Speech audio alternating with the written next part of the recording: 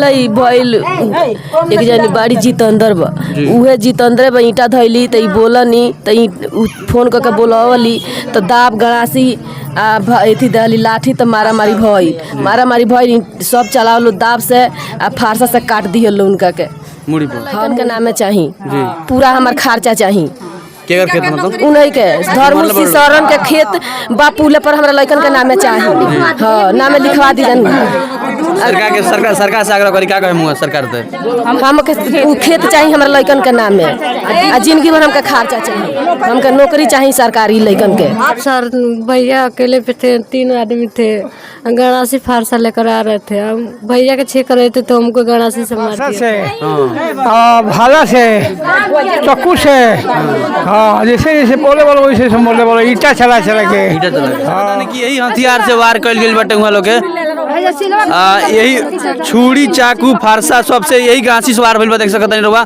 हम चाहेम कि रहुआ कैमरामैन से जूम करके दिखाई यही गांसी से वार भइल बटे हुआ सरकार से रहुआ चैनल के माध्यम से कि कम से कम कोनो तमकुही टाउन एरिया भइल बा फाजिलनगर टाउन एरिया भइल बा कोनो टाउन एरिया में विदेश के मेहरारू के औरत के ओकरा के संविदा पर नौकरी दे दिया जाए लेकिन एगो संविदा पर रखवा दिया जाए कहीं ना कहीं से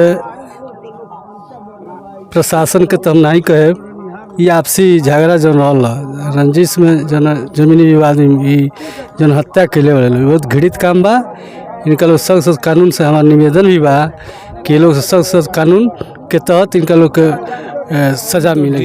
एसडीएम साहब आए थे सीओ साहब आयल भाई 2-3 गो थानो भी आए रहा अब लाश फंकवाओ खातिर प्रेशर बनावल प्रशासन अब अपना स्तर से सांत्वना दहले बा अब काल के बाद वो परिवार के संगे कितना संवेदना बा। बीरेश मर गए बड़े बीरेश के ये जमीन पर सरकार के हमार कहा भी बा कि रूम बनवा दे अपना बाल बच्चा के लेके जमीन पर रही है हमारा पास शक्ति नहीं है एगो झोपड़ी भी हम धर सके हाई पर लेके मकान बनवाई।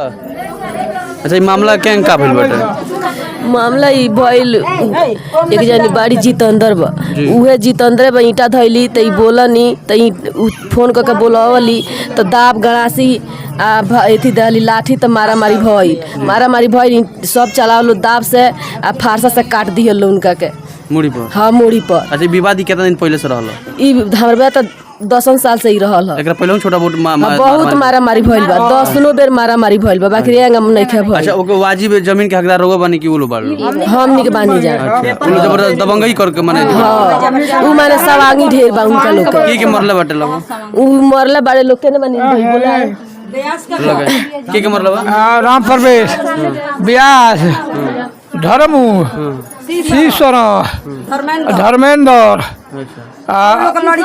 लड़िका बालो लड़कों के नाम बोल देख सकते हो नजदीक ऐसे पूरा कैसे मतलब लोग कि पूरा दावे से फारसा से भाला से चाकू से हाँ जैसे जैसे बोले वाला वैसे बोले वाला ईटा चला के हाँ कैसे देख सकता है कि आँख पर भी वार भइल बाटे यहाँ के का नाम पड़ी इंदु कुमारी जेकर मौत भइल ओकर का लगा बहिन लगा ये मामला कैसे का हुआ सर भैया अकेले पे थे 3 आदमी थे गणासी फारसा लेकर आ रहे थे हम भैया के छेक रहे थे तो हमको गणासी से मार दिए थे। देख सकता नहीं कितना दुखद घटना बटे ये विवाद कितना दिन पहले से लोग 10 साल पहले से था तो इस तरफ नहीं हुआ था गाँव नगर छाप लेते हैं प्रशासन के तरफ से का संदेश मिला पुलिस आई लो का संदेश में कुछ मिलल बटे मिला यही चल गए समझा के हाँ कि 30,000 रुपया मिली 30,000 रुपया हमारे परिवार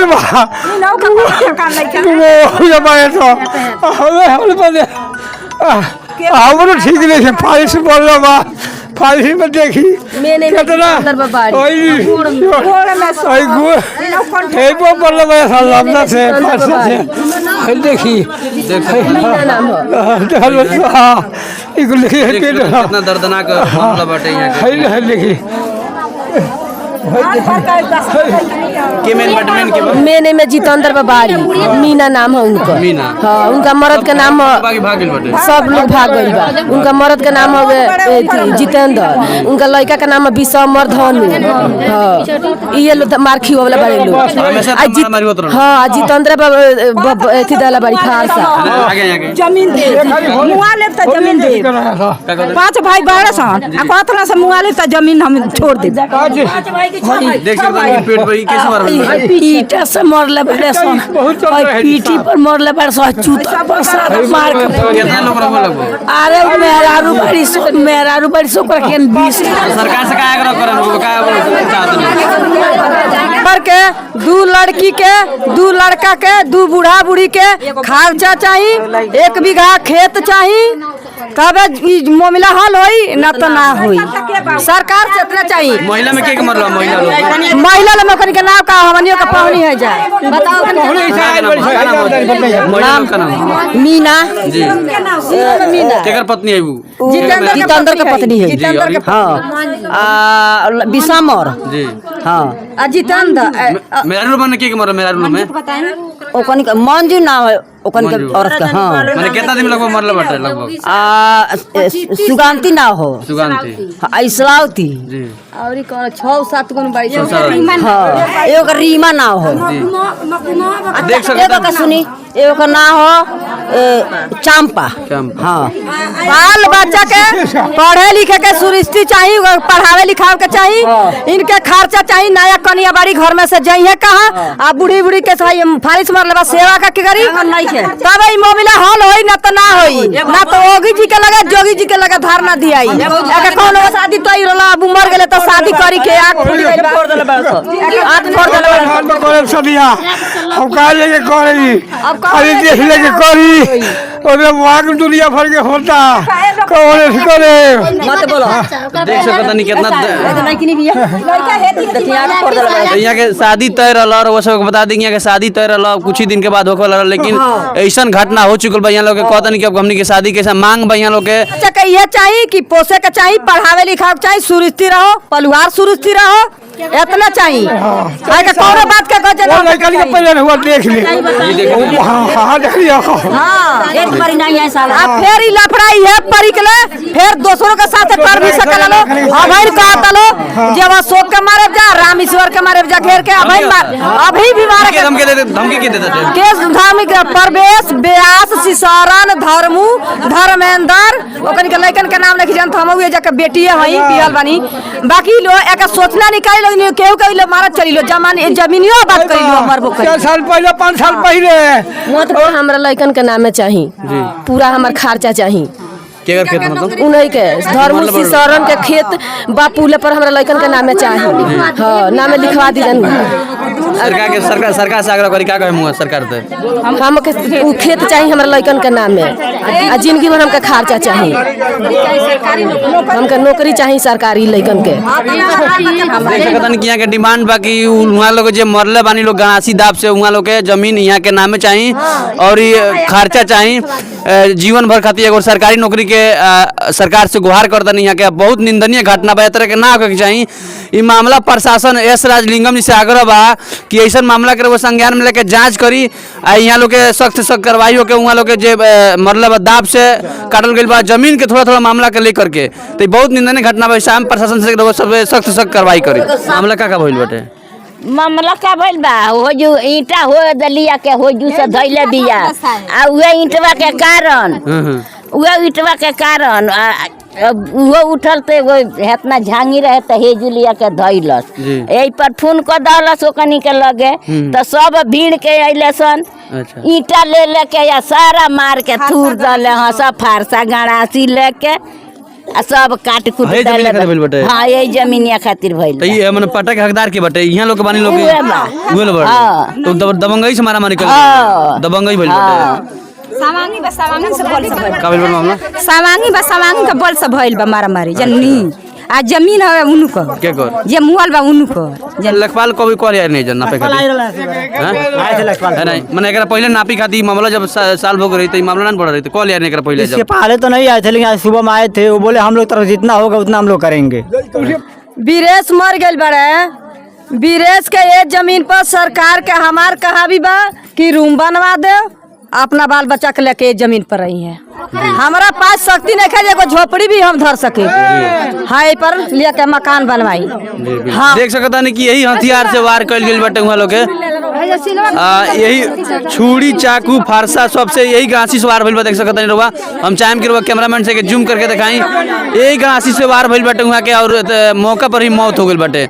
उछल बानी समौर खुर्द गाँव में और रोशक बता दी कि एगो ऐसा घटना बा, पता ना जिला कुशीनगर के केकर नजर लाग गई बा कि कहीं 13 गो मौत होता तो कहीं 4 गो लइकन के जहर में टाफी में जहर मिला खियावल जाता, कहीं पर ईंटा से कूच के हत्या कर दिया जाता। तो इस समौर के बात है, यहाँ पर तमाम सामान्य जनता बानी लो यहाँ से बात कर, बहुत ही दुखद घटना बा। इस समौर के बात हुए वो सब बता दी कि 22 तारीख बात है नहीं, 22 तारीख के सांझी खान के ज़मीनी विवाद के लेकर के और लाठी और ईंटा से कूच के हत्या कर दिया गई। ये पर तमाम सामान्य जनता बानी हमारे साथ में। अच्छा, घटना क्या भाई रे का बिहार कुर समौर के मामला है हरजन बस्ती के जी। ई पट्टा के विवाद बहुत दिन से चलत रहल हो, जे वैध पट्टा धारक रहल हो ओकरे मौत भइल बा। ईंटा रखला के लेके विवाद चालू होइल, जौन पट्टा धारक के लइका रहे वो अकेले रहे, रोके के प्रयास कैलस तो अवैध पट्टा जे कब्जा करे के प्रयास करत रहलो, ईंटा उटा चला के मारे लागल तो गिर गईल। आ गिरला के बाद से ओकरा बाद ईंटा से एक सर और पूरा कुचल देला बालो।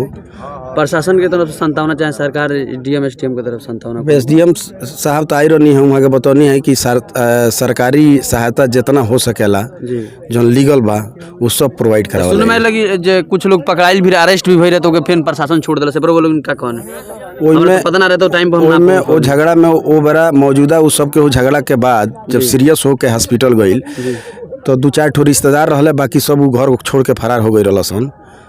घर छोड़ के फरार के बाद दरोगा जी तुरंत पुलिस प्रशासन ले जाके एक्शन में आयल, सबके जे ही मिलल ओके ले जाके बंद कइल। लेकिन 3 दिन चूँकि ब्रिजेश के परिजन दवा इलाज में शोकाकुल रहे तो इनमें केहू अपनी तहरीर ना दे पावल, तो दूसरा दिन दरोगा जी 151 में कार्रवाई करके एप्लीकेशन के बार आम जन प्रतिनिधि लोग जे ही बा ओकरा से खबर दे के कि कोनो गाई में तहरीर मिले कि में मुकदमा दर्ज कैला, गिरफ्तारी कैला। तो काल सुबेरे तहरीर मिलल ओबरा मुकदमा तुरंत वहाँ के दर्ज करके 1 घंटा के अंदर ओमे 2 आदमी मिलल ओके गिरफ्तार करके। प्रशासन जब अरेस्ट जगह कर काहे माने छोड़लस का, अरे जब चलान हो गए त काहे छोड़लस? अब 2 दिन हो गई रहे, कोनो प्रार्थना पत्र वादी के ओर से ना दिहल गई रहे। अच्छा। यह कारण बताओ दी वहाँ के जमीनी विवाद के लेकर के लफड़ा उत्पन्न भइल। पट्टा के जमीन हो, पट्टा राजेंद्र के नाम से बा, मृतक के पिताजी के नाम से जी। हाँ, यही के लेके। अच्छा, इनके यहाँ के लड़कियां कितना जाना बालो? 2 जानी बालो। कहते लड़का 3 गो, एगो लड़की या 2 गो लड़का, 2 गो लड़की या एगो लड़का। जौन सबसे बड़ लड़की बिया वो 7-8 साल के बिया। प्रशासन ने पर सख्ती से कार्रवाई करे के कहला बा कि ना? एकदम सख्ती से कार्रवाई है बरले तो जेल मिलल बा, 2 आदमी के जेल भेजे जाता है आज, क्योंकि काले के मुकदमा काले गिरफ्तारी बा। का में शोक संवेदना पर जौन की इतना बड़ा घटना हो रहल बा, कभी रामकोला में तो कभी कुड़वा दिलीप नगर में, कभी ऐसा का नजर लागल बा कुशीनगर जनपद के? कहीं ना कहीं से प्रशासन के तो नहीं कहे, ये आपसी झगड़ा जो रहल रंजिश में जन जमीनी विवाद में जन हत्या के लिए बहुत घृणित काम बा। इनका लोग सख्त कानून से हमारा निवेदन भी बा कि लोग सख्त कानून के तहत इनका लोग के सजा मिले के चाहिए। का कहे में घटना पर का कहना? घटना पे आम जनमानस बहुत दुखी बा कि ये तरह के घटना जब प्रदेश में होत रहे तो प्रदेश के जनता जब सुखी ना रही तो प्रशासन के कोनो मतलब नहीं है। जैसे अब मान लीजिए कि यह भइल, चाहे वो प्रशासन के लापरवाही कहल जा, भाई पट्टा के जमीन बा काफ़ी दिन से विवादित बा, प्रशासन के लोग चाहले रहे तो लेखपाल सुलझा भी। हाँ, लेखपाल चल रही तो गांव के संभ्रांत 2-4-5 लोगों के बैठा के ये मामला के हल कर रहे, लेकिन कहीं ना कहीं संवेदनहीनता बा, कहीं प्रशासन के संवेदनहीनता बा, जौना की वजह से घटना के अंजाम दिया बा। ये मामला जब गई चौकी में चाहे एक पहले भी कोई जगह मामला तो मामला प्रशासन चाहिए तो चाहे प्रधान जी चाहते तक सुलझा सकते रहे, लेखपाल चाहते सुलझा सकते हैं, लेकिन मामला ही जानबूझ के उलझौले बा। कोनो संतावना मिलल बा कि ना प्रशासन की तरफ से? प्रशासन तो डीएम एसडीएम साहब आए थे सीओ साहब आयल यहाँ भाई 2-3 गो थानो भी आयल रहा। अब लाश फंकवाओ खातिर प्रेशर बनावल है प्रशासन, अब अपना स्तर से सांत्वना दहले बा। अब काल के बाद वो परिवार के संगे कितना संवेदना बा। अब तो तरह की समस्या यही जना ही बल्कि पूरा देश में भारत में 70% बाटे, तो जनमानस के रुआ का संदेश देम ताकि ये तरह के दोबारा मतलब प्रयास कर जाओ कि ना होके घटना का संदेश देम रुआ? अब यही में तो आम जनमानस में ही संवेदनहीनता बा। बिल्कुल आम जनमानस में संवेदनहीनता ना रही तो गांव के ही 10 लोग बैठ के वो मामला के हल कर सकता जी। लेकिन अब सगरी काम प्रशासन के भरोसे बैठल रह जाई, अब प्रशासन के दोष दे के आपस में लड़ लिहल जाई तो उसे समस्या के समाधान ना होई। समस्या के समाधान करे खातिर थोड़ा सा संयम से काम लेवे के पड़ी। बिल्कुल यही कड़ी में हमरा साथ बानी राजेश सिंह पीछे में शोक सुनना। बहुत बहुत धन्यवाद रहुआ के देता नहीं के रहुआ इस गरीब बिहार के बॉर्डर पर बसल बिहार कुरसमूर में आयल बनी। ये बहुत दुखद घटना बा जी, लेकिन ये मामला हमनी के संज्ञान में रहल बा।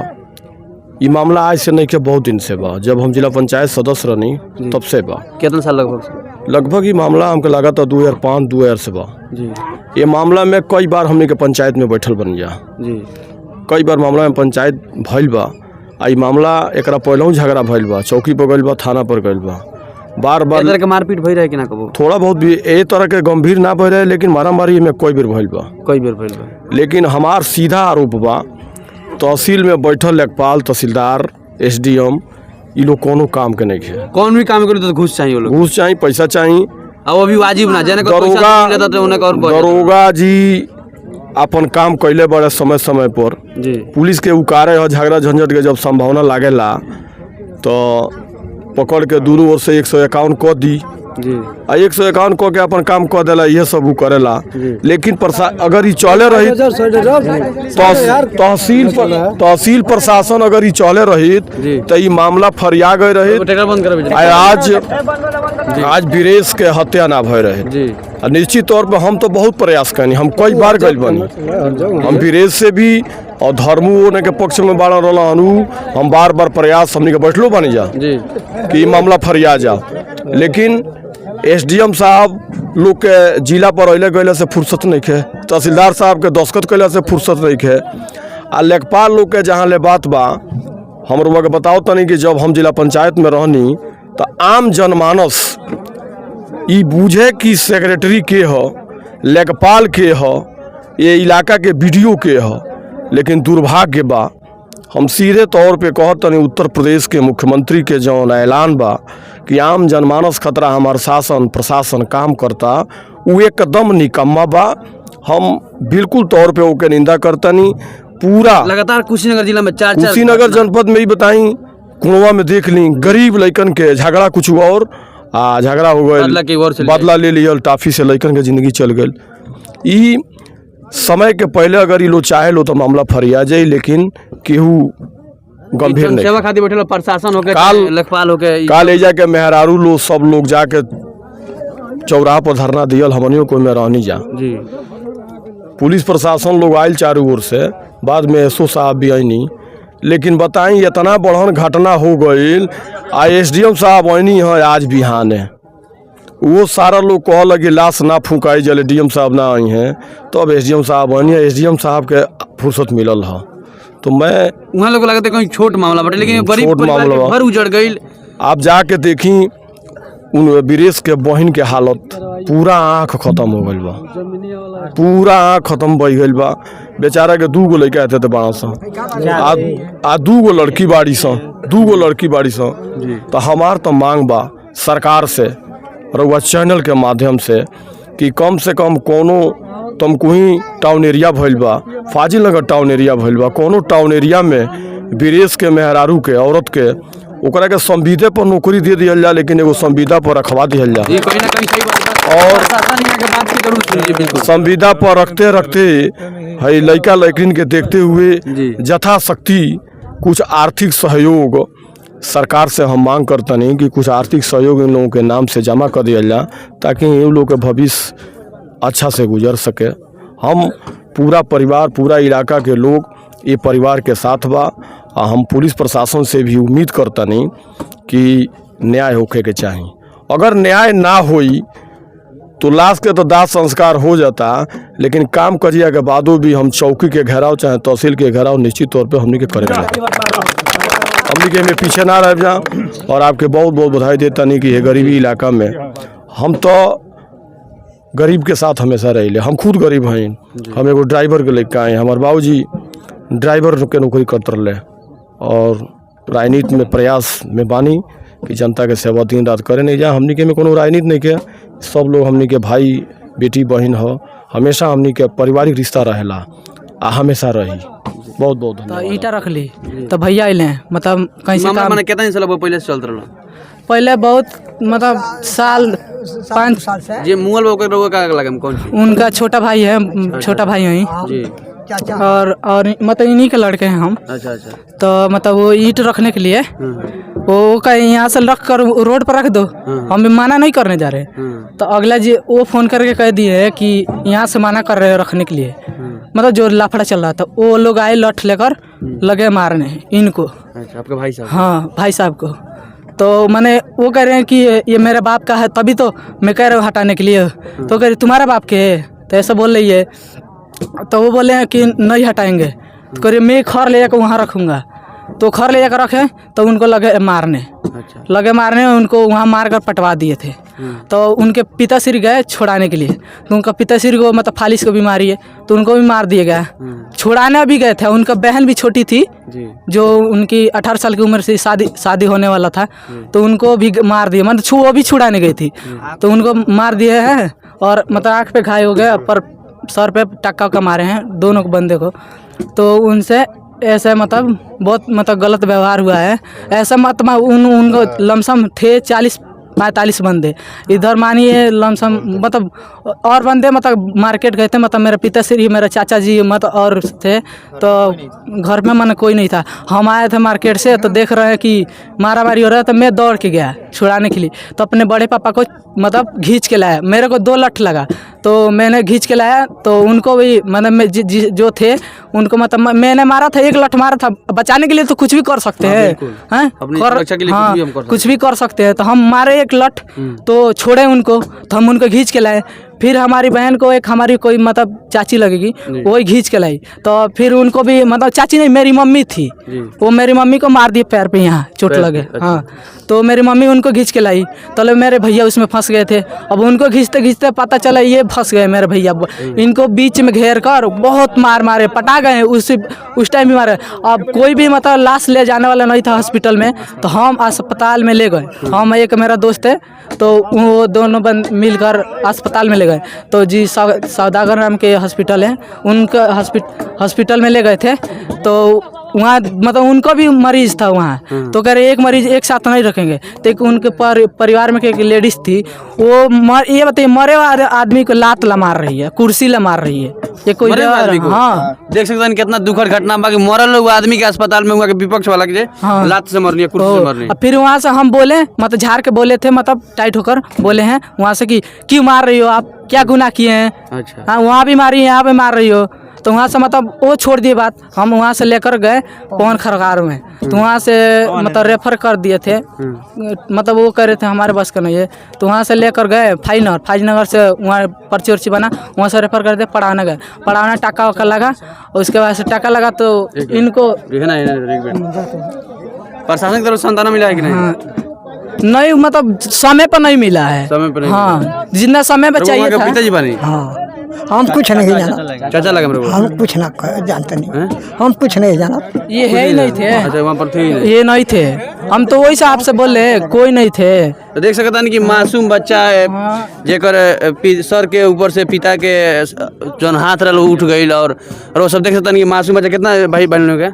घटना बा एक हम चाहे प्रशासन के तरफ से कि सख्त कार्रवाई हो। डीएम साहब एस राजलिंगम जी से आग्रह बा कि रउआ अपना संज्ञान में लेके आई गरीब के न्याय दिलवा के काम करी। ई रउआ से भोजपुरिया माटी के लाल एगो ग्राउंड रिपोर्ट के पत्रकार निवेदन करता, और वो सबसे निहोरा बा कि संज्ञान में ली। प्रशासन से भी आग्रह बा कि कोनो भी मामला होता तो के पहले रउआ पहुँची, जौन की विवाद बढ़ता ओकरा पहले पहुँची, या पहले पहुँच के संज्ञान में ली और कार्रवाई करी सख्त से सख्त।